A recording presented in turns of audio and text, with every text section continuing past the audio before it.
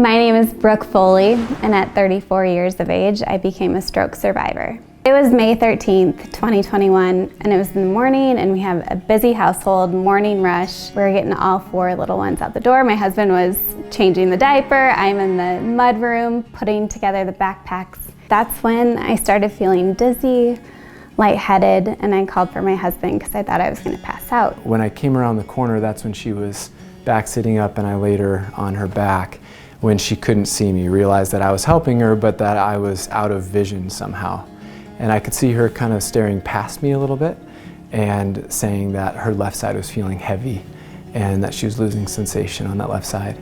I would normally be slow to call an ambulance, not knowing the severity, but it was pretty easy to tell based off of Brooke's look on her face, and she knows what she's feeling, that when that was a request, you just knew it was time to call the ambulance and ask questions later. I did not know at all what was going on. I treat patients who have had stroke. For my job, every single day, I'm a physical therapist. It was like, I think that's what's happening. I think I'm having a stroke. They were here so fast. And immediately I started telling them, I can't see you out of my left visual field. My left side is numb. And I heard them call the stroke alert right away. I have no past medical history. I'm healthy, I'm active, we eat well as a family.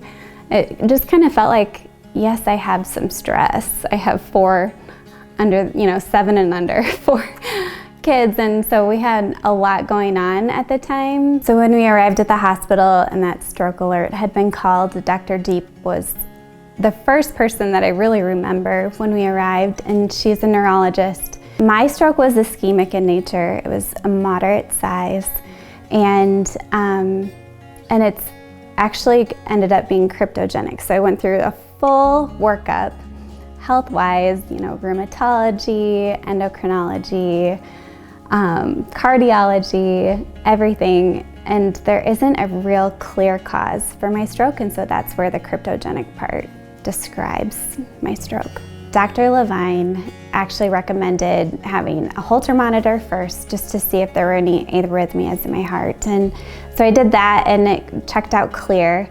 And then he mentioned that sometimes arrhythmias can show up over time, and so it's nice to have a really long-term picture of what's going on with my heart, and so he implanted the Lux loop recorder just right here under my skin, just over my heart, and it's just this tiny little device that checks on my heart. So the interesting thing about this whole thing is that my brother Trey lives in the Twin Cities and works for Boston Scientific, and he was actually on the team that developed the Lux loop recorder.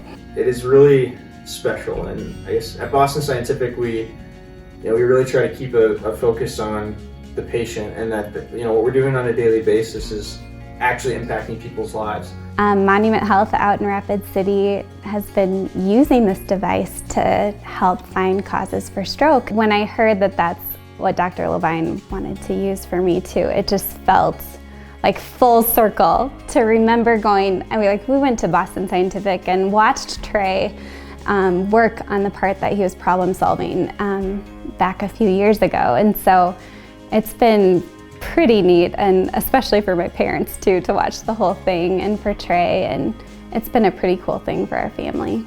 Yeah, it definitely has been able to remind me why I do what I do and why I love it, and just provide motivation for going into work every day to be able to provide medical solutions like this for people like my sister or others in need of it. So I guess overall I'm thankful. But I've also realized that it's hard to do your home program, and it's hard to get everything done that every therapist wants you to do when you're also raising 4 little ones and trying to do the laundry, and all of that felt so overwhelming just because of my cognitive fatigue and my overstimulation, that I have so much more compassion for my patients who just say they didn't do their home program, because I get it, but I also know how important it is to make that time.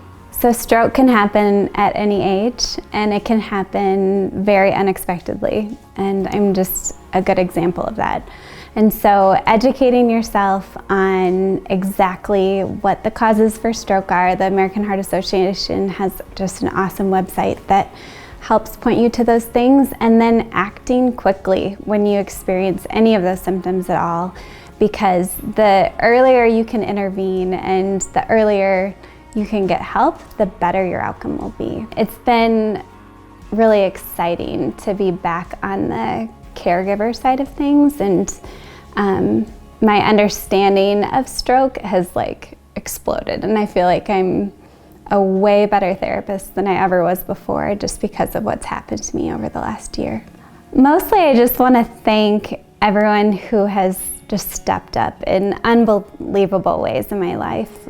Yes, my physicians, my family, my husband, my therapists. It's just been so humbling to be on the receiving end of a community who has just loved me so well. And I also want to thank Boston Scientific, because all of the research and all of that development and kind of looking at my brother and seeing what goes on behind the scenes to really find a cause for my stroke, or at least exhaust all of the potential causes for stroke. I want to thank them, and then also just the American Heart Association for all of their incredible work in terms of research and educating the public and educating myself, as a physical therapist and now also a patient. Thank you.